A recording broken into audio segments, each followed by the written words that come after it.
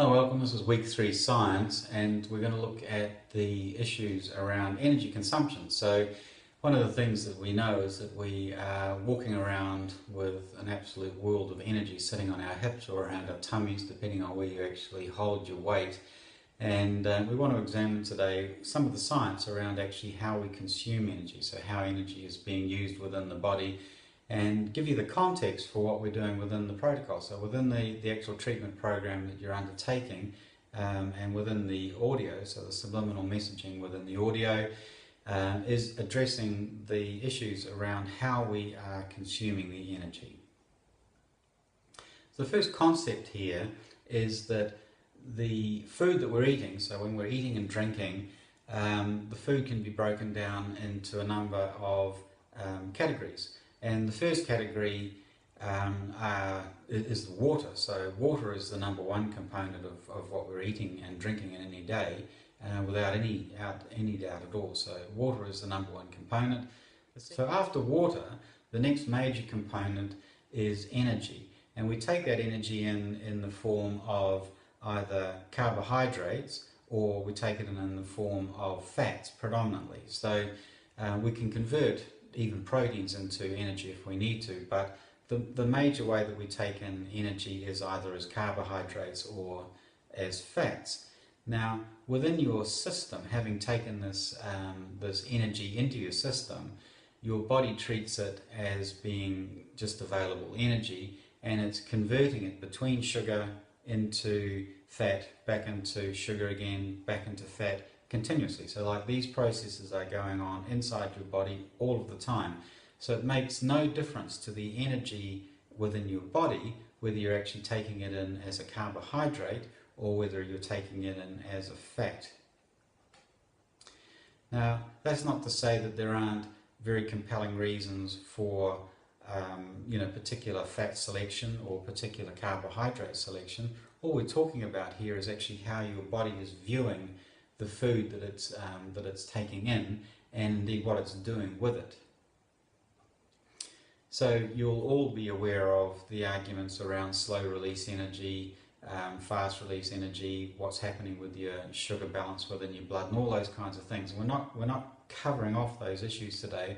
All we're looking at is just actually how the energy is consumed and how it's being used within your body.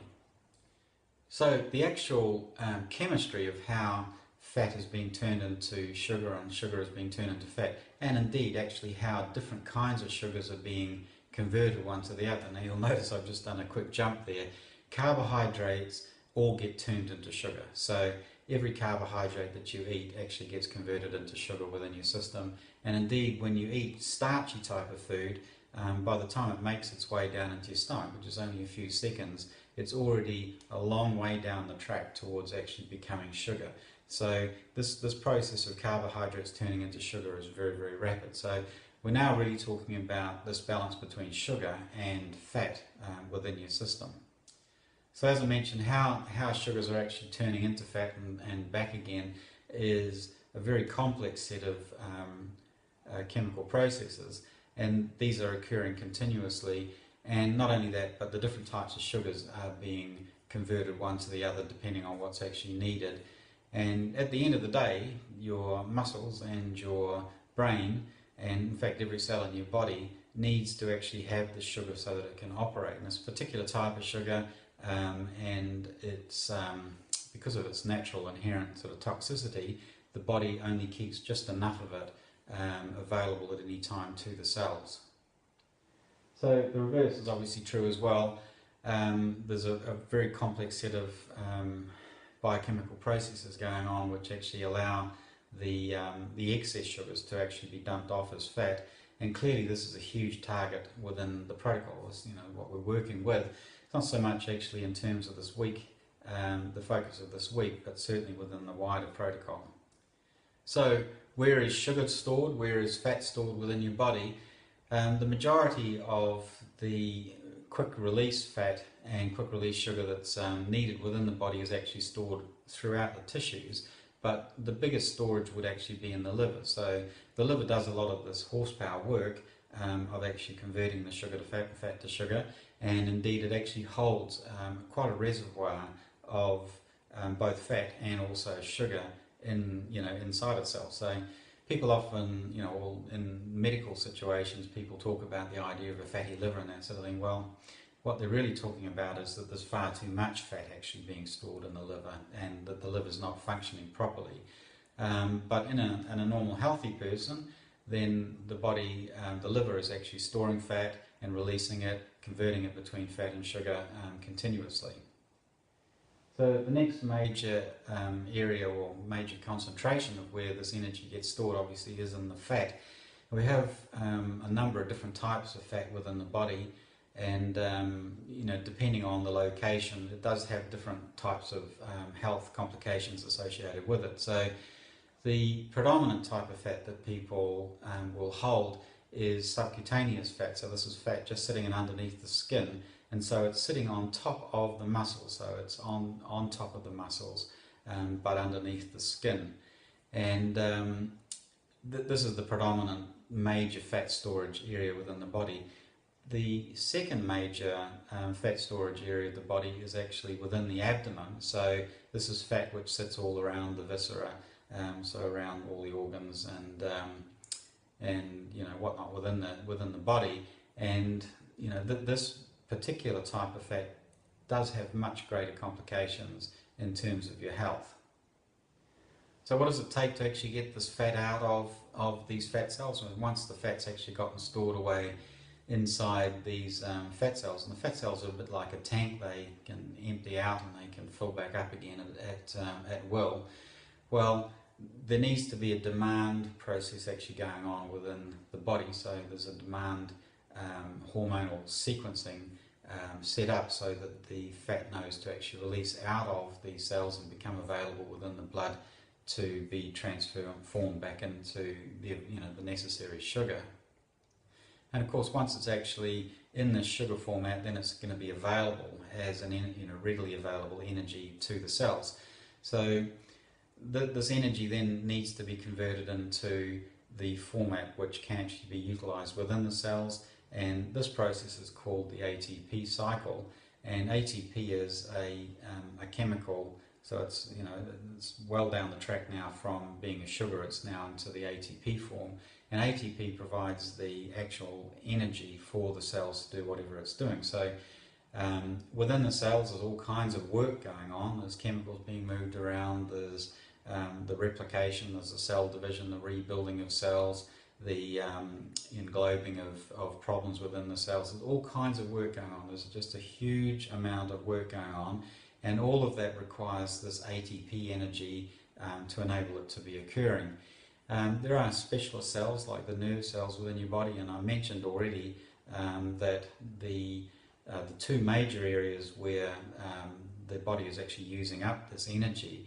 The first one is the muscles, and the muscles use up the majority of, they're the largest component of the consumption of this ATP energy. And the second major area is the nervous system, particularly the brain. So the brain is consuming tremendous amounts of this ATP energy, and it's interesting that to make muscles move, so if we're talking about muscle fibers actually contracting and that type of thing, it's all happening utilizing this ATP energy, but equally the nervous transmission and all this processing that's going on within the brain is also requires this ATP energy. So we talked yesterday about the issues around what's actually happening with the decision-making process and how these consciousness factors come in and impact upon it.